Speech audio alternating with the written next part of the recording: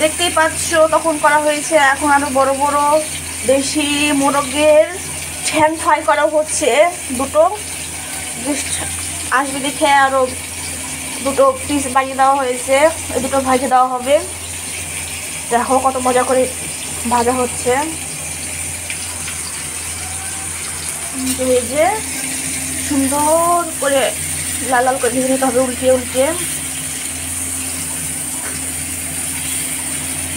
দেখতেই পাচ্ছিলা যে ওটার ভিতরে রোস্ট করা হচ্ছিল, তার ভিতরে লোকে আসবে দেখে আবার দুটো ভাজা হচ্ছে, ভেজে ভিতরে অ্যাড করে এটা কষিয়ে নেওয়া হবে। শুকিয়ে নিলে তারপরে রোস্ট কমপ্লিট হয়ে যাবে ফাইনালি। যে এটা কষানো কষানো হয়েছে, কিন্তু আর একটু হবে। তার ভিতরে একটা ফোন চলে এসেছে হঠাৎ করে যে আমাদের গেস্ট চলে আসবে, যার জন্য রোস্ট আবার বাড়ানো হলো। এই দুটো আবার ভেজে আবার দিয়ে দিবে, এক্সট্রা লোক আসতেছে বাসায়। আবার ডিমগুলো রাখা আছে, ডিম ভুনা হবে। হঠাৎ করে গেস্ট বলেছে, যদি আগে বলতে হয়তো বা একসাথে হয়ে যেত। এই জন্য এখন ভাজা হবে, ভেজে রোস্ট দুটো এর ভিতরে দিয়ে আবার ই করা হবে, শুকানো হবে রোস্টের পানিটা। ভাজা ভাজা করার পরে অল্প লবণ অ্যাড করলে রান্নার স্বাদটা বেড়ে যায়।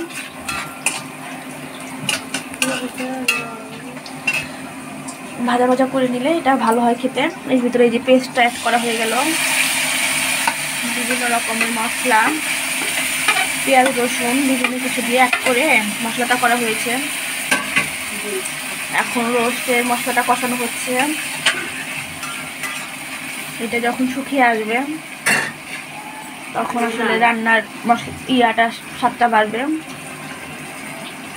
কিছু জল অ্যাড করা হলো। এখন এটা কষানোর জন্য ঢাকনা দিয়ে ঢেকে দেওয়া হলো।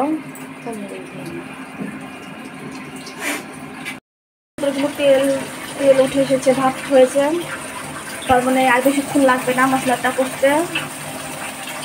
এদিকে আমি অনেক প্রায় অসুস্থ, তারপর রান্না করছি।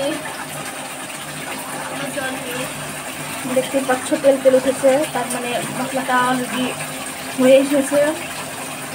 তার ভিতরে অল্প তেল অ্যাড করা হলো।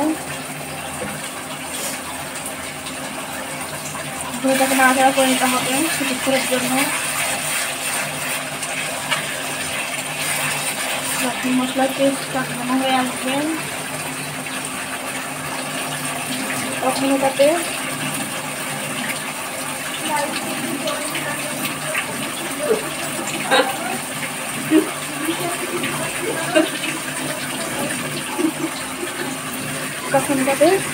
কষানো হয়ে গেলে যা একটু কষবে, ভালো করে কষিয়ে নিতে হবে। তাহলে আসলে রোস্টের স্বাদটা আরও বেশি পরিমাণে স্বাদটা বাড়ে আর খেতে দারুণ হয়। আর আমাদের বাড়িতে রোস্টটা অনেক মজাদার হয়। গাইস, তোমরা খেতে চাইলে চলে আসো।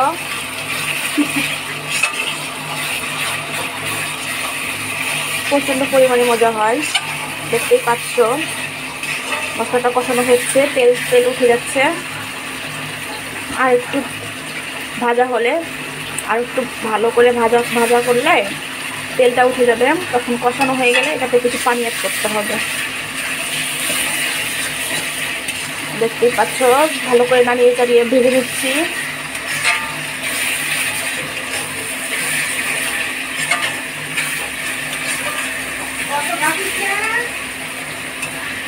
দেখতেই পাচ্ছ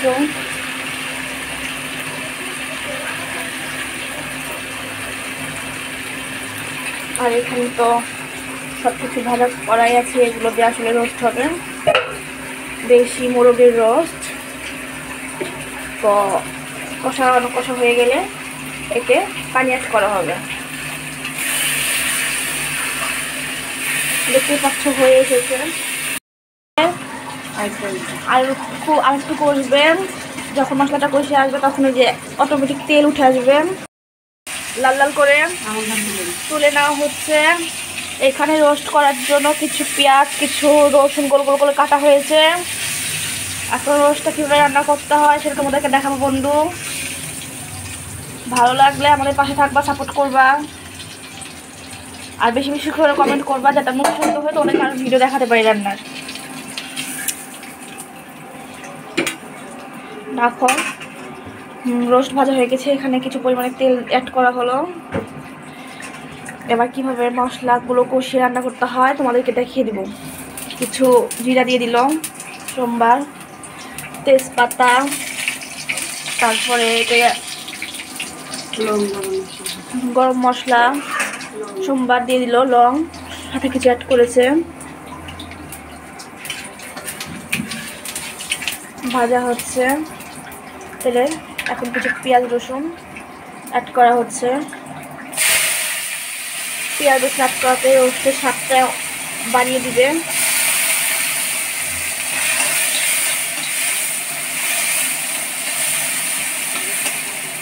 পেঁয়াজ রসুনটা লাল লাল হয়ে গেলে কষানো হয়ে যাবে। তাহলে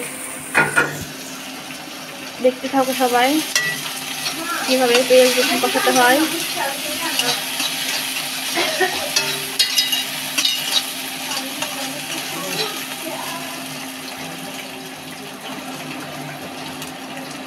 কিছুক্ষণের ভিতরে পেঁয়াজ রসুনটা লাল লাল হয়ে আসবে, মানে ভাজা হয়ে যাবে।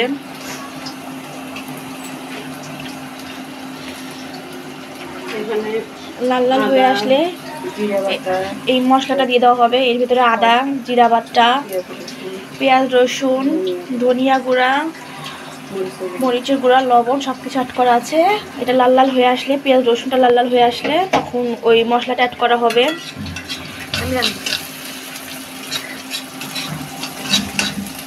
এটা কিছুক্ষণের ভিতর লাল লাল হয়ে আসতেছে।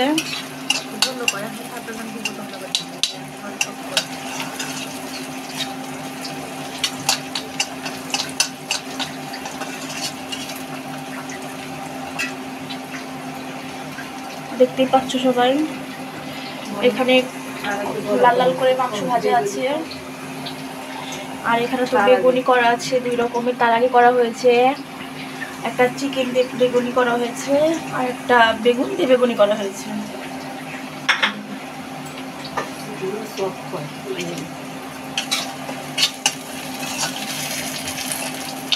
দেখতেই পাচ্ছ এটা লাল লাল হয়ে আসছে। এখন একটা পেস্ট করা ছিল যে সব কিছু মশলা দিয়ে, এখন এটা এখানে দিয়ে লাল লাল করে কষিয়ে নিতে হবে।